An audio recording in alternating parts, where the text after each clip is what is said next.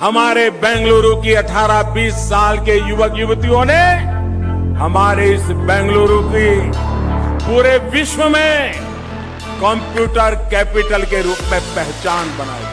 The term Silicon Valley is referred to a place in the United States, or specifically in California.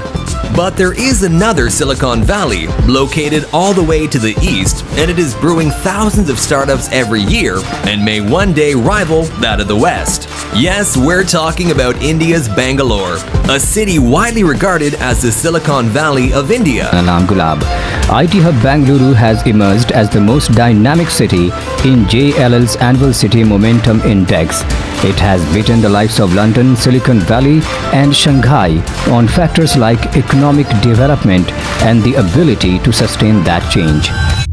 नमस्ते भारत। आज हम बात करने वाले हैं कर्नाटका के एक ऐसे सिटी के बारे में जिसको इंडिया का सिलिकॉन वैली बोला जाता है, and that city name is Bengaluru. 1991 में 13 कंपनियों ने मिल करके 2000 एम्प्लॉइज के साथ 16 करोड़ का आईटी एक्सपोर्ट करती हैं। बट आज बेंगलुरु 40 आईटी फर्म के साथ करीब 4 लाख एम्प्लॉइज के साथ मिल करके 6.3 लाख करोड़ का आईटी सर्विसेज एक्सपोर्ट करती है, जो कि पूरे इंडिया के अंदर में 40% आईटी एक्सपोर्ट अकेले खुद बेंगलुरु करता है। सो आपने यहाँ पे चीज नोटिस किया होगा कि कर्नाटका, जो कि एक लैंडलॉक स्टेट है, उन्होंने ऐसा क्या किया कि आज बेंगलुरु इंडिया का सबसे बड़ा आईटी हब बन गया है। और इसके साथ साथ हम इस वीडियो के अंदर में ये भी जानेंगे कि गवर्नमेंट के किस पॉलिसी ने बेंगलुरु को इंडिया का सिलिकॉन वैली बना दिया है। और इसके साथ ही बेंगलुरु के इस फैंटास्टिक मूव से हम क्या सीख सकते हैं, हमारा स्टेट क्या सीख सकता है, जानेंगे इस वीडियो के अंदर में। वीडियो को शुरू करने से पहले चैनल को सब्सक्राइब जरूर कर दीजिएगा, क्योंकि चैनल जब आप सब्सक्राइब करते हो तो 0.1 सेकंड लगता है, जो कि आपके लिए फ्री है, बट ये हमारे लिए बहुत ही ज्यादा वैल्यूएबल है। बेंगलुरु की सफर की शुरुआत 90s के डेकेड से हुआ, जब बेंगलुरु हुआ करता था और बेंगलुरु मैसूर शहर के अंदर, या फिर ये कहें कि मैसूर शहर के अधीन हुआ करता था। और उस समय मैसूर के राजा थे कृष्णराज ओडेयार। इस ओवरऑल रिसर्च के बाद मैं ये मानता हूं कि अगर ओडेयार ना होते तो शायद आज बेंगलुरु ना होता, जो कि बहुत ही ज्यादा राजाओं में प्रसिद्ध, महत्वाकांक्षी और आशावादी हुआ करते थे। ओडेयार एक साधारण राजा नहीं थे, वो आर्ट, कल्चर और ग्रोथ के केयर टेकर थे। ओडेयार ने अपने शुरुआती दौर में शिक्षा के ऊपर बहुत ही ज्यादा ध्यान दिया, जिसके चलते 1909 में जमशेदजी टाटा के साथ इन्होंने आईआईटी की स्थापना करी, जिसके बाद साइंस एंड टेक्नोलॉजी का बहुत बड़ा बूम बेंगलुरु के अंदर में आया। और फिर ओडेयार यहाँ ही नहीं रुके, उन्होंने इंडिया का पहला हाइड्रो पावर सेटअप किया, जिससे पूरे मैसूर के अंदर में बिजली मिली और मैसूर एक ऐसा शहर बन गया भारत के अंदर में जिसमें बिजली थी। और इस ओडेयार के वैभवशाली कदम को देख करके महात्मा गांधी जी ने 1925 में अपने नवजीवन आर्टिकल में लिखा कि महामहिम मैसूर के महाराजा ने कताई का काम अपने हाथ में ले लिया है। ये खबर उन लोगों को हार्दिक प्रसन्नता देगी जो इसे एक पवित्र कर्तव्य समझते हैं। जितना फोकस कृष्णराज ओडेयार ने बेंगलुरु पर किया, उतना ही फोकस 1947 के बाद जब नई गवर्नमेंट आई पंडित जवाहरलाल नेहरू की, उन्होंने भी बेंगलुरु पर फोकस किया। 1940 टू 1950 के बीच हिंदुस्तान एरोनॉटिक लिमिटेड और भारत इलेक्ट्रॉनिक लिमिटेड, दो बड़ी बड़ी कंपनियां बेंगलुरु के अंदर में अपना सेटअप करती हैं, जो कि इंजीनियर्स एंड साइंटिस्टों के लिए मैग्नेट का काम कर रही थी। अब हम चलते हैं 1970 के डेकेड में, जब बेंगलुरु के अंदर में आईटी रेवोल्यूशन शुरू हुआ। मिड 1970s में कर्नाटका गवर्नमेंट ने लॉन्ग टर्म विजन के साथ काम किया। 1978 में बेंगलुरु के अंदर इलेक्ट्रॉनिक सिटी बनाया गया, जो कि बेंगलुरु के लिए बहुत बड़ा मूव था। 800 एकड़ में ये इलेक्ट्रॉनिक सिटी बेंगलुरु में इसलिए बनाया गया कि बेंगलुरु बड़ी बड़ी टेक जायंट कंपनियों को अपने इस एरा में अट्रैक्ट कर सके। इस इलेक्ट्रॉनिक सिटी में सेटअप करने वाली सभी बड़ी बड़ी कंपनियों को टैक्सेशन में भी छूट दिया गया और गवर्नमेंट की तरफ से सब्सिडी भी दी गई, और इस सिटी के अंदर में प्रॉपर्टीज को इजी टू बिल्ड बनाया गया। बट यहाँ पे सबसे ज्यादा शॉकिंग बात यह है कि ये सब कर्नाटका में तब हो रहा था जब इंडिया की इकोनॉमी पूरी तरीके से क्लोज थी। बट अब यहाँ पे आपके माइंड में एक क्वेश्चन आएगा कि क्लोज इकोनॉमी क्या होता है। क्लोज इकोनॉमी वो इकोनॉमी होती है कि जब कोई देश एक्सपोर्ट इंपोर्ट पर फोकस करने के बजाय अपने स्वदेशी प्रोडक्ट पर फोकस कर रहा हो। 1981 में एक यंग एंटरप्रेन्योर जिनका नाम नारायण मूर्ति था,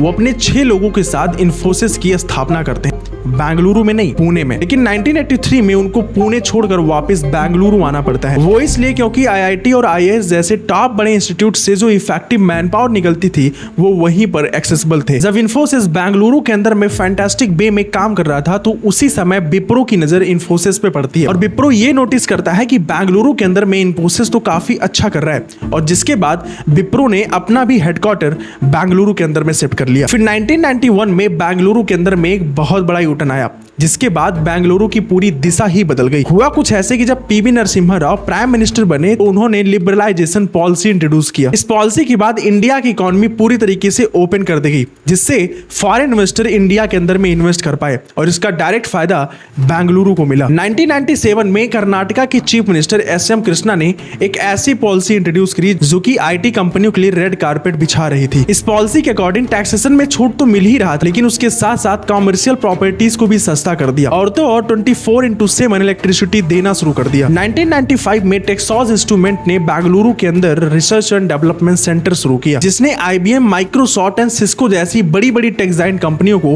बेंगलुरु की तरफ अट्रैक्ट किया। और इतना ही नहीं, कर्नाटका के तत्कालीन चीफ मिनिस्टर का एक मूव बहुत ही ज्यादा इंटरेस्टिंग था। एस.एम. कृष्णा जी जो कि चीफ मिनिस्टर थे कर्नाटका के, वो बड़ी बड़ी जायंट कंपनियों के पास जाते और अपने बेंगलुरु का जो आइडिया था वो उनको पिच करते कि आप हमारे बेंगलुरु के अंदर में आइए, अपनी कंपनी सेटअप कीजिए, हम आपको टैक्सेशन में भी फ्री करेंगे और इसके साथ साथ सब्सिडी भी देंगे। और ऐसे एस.एम. कृष्णा जी ने टोटल 500 कंपनियों को अपना बेंगलुरु वाला आइडिया पिच किया था, जिसके बाद एक फास्ट ट्रैक से इन सारी बड़ी कंपनियों का बेंगलुरु की तरफ बढ़ा। बट यहाँ पे बात आती है कि टेक जायंट सारी बड़ी कंपनियां बेंगलुरु की तरफ इतना अग्रेसिवली क्यों अट्रैक्ट हो रही थी। टैक्सेशन में छूट और सब्सिडी देना है तो कोई भी गवर्नमेंट कर सकती है। सो यहाँ पे मैं आपके क्लियरिटी के लिए बता दूं कि सारी बड़ी टेक जायंट कंपनियां बेंगलुरु की तरफ इसलिए अट्रैक्ट हो रही थी क्योंकि वहां पे कॉस्ट इफेक्टिव और प्रोडक्टिव मैन पावर मिल रही थी। एग्जाम्पल के लिए अमेरिका के सिलिकॉन वैली के अंदर सॉफ्टवेयर इंजीनियर हायर करना हो तो उन्हें थाउजेंड्स ऑफ डॉलर पे करना पड़ता था, लेकिन वही सेम काम करवाने के लिए जब ये आउटसोर्स करने लगी बेंगलुरु से तो उनका कॉस्ट कुछ $100 में ही एडजस्ट हो गया। और यही एक मेन रीजन है जिसकी वजह से सारी बड़ी टेक जायंट कंपनियां बेंगलुरु की तरफ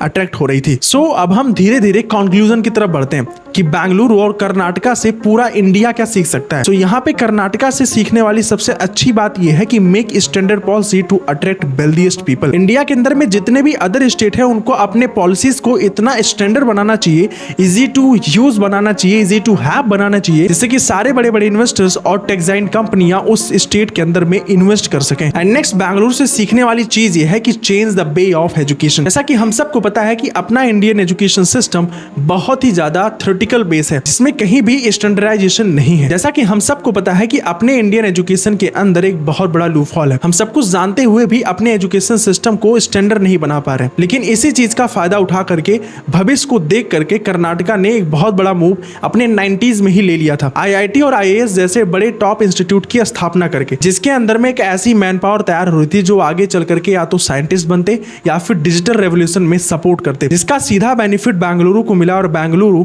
IT एक्सपोर्ट हब बन गया। थर्ड लर्निंग है invest in research and development. Karnataka ने सही समय पे सही मूव लिया, चीजों पे रिसर्च किया और उसको डेवलप किया, लेकिन इंडिया के कुछ बचे हुए स्टेट वो सही मूव नहीं ले पा रहे, इवन इंडिया तक भी नहीं ले पा रहा है। रिसर्च के अकॉर्डिंग FY24 में अमेरिका ने रिसर्च एंड डेवलपमेंट में 73 लाख करोड़ रुपए खर्चा किए थे, वहीं पे चाइना ने करीब 41 लाख करोड़ रुपए खर्चा किए थे। लेकिन अगर हम यहीं पे इंडिया की बात करें तो इंडिया ने FY24 में सिर्फ 1 लाख करोड़ रुपए खर्चा किए थे, जो कि इस बार नंबर बढ़ा है, लेकिन ये एक सबसे बड़ी वीकनेस थी अपने इंडिया के डाउनफॉल की। सो इसलिए अपने सेंट्रल गवर्नमेंट को भी और स्टेट गवर्नमेंट को ज्यादा से ज्यादा पैसा रिसर्च एंड डेवलपमेंट में खर्चा करना चाहिए, जिससे कि एंटरप्रेन्योर्स ज्यादा से ज्यादा उभर करके आगे आए और IT और डिजिटल रेवोल्यूशन जैसे बड़े जर्नी में शामिल हो सके और अपना देश आगे बढ़ सके। सो आज इस वीडियो में बस इतना ही। सो ये एक छोटा सा मूव है जिसके थ्रू हम देश, दुनिया और स्टेट्स की कहानियां आप तक पहुंचाते हैं। सो अगर आपको ये वीडियो इन्फॉर्मेटिव लगी हो तो अपनी जिम्मेदारी समझ करके ये वीडियो उन सभी लोगों के पास भेजिएगा जो अपने इंडिया के सिविक्स हैं, क्योंकि ये सारी इन्फॉर्मेशन उनके लिए भी जानना जरूरी है। वो इसलिए क्योंकि इससे फर्क पड़ता है इंडियन पॉलिसीज कैसे चेंज हो रही है, गवर्नमेंट कैसे काम कर रही है और अपना स्टेट गवर्नमेंट कैसे काम कर रही है, इससे फर्क पड़ता है। सो आज की वीडियो में बस इतना ही। आगे मिलते हैं एक नए वीडियो में, तब तक के लिए जय हिंद, जय भारत।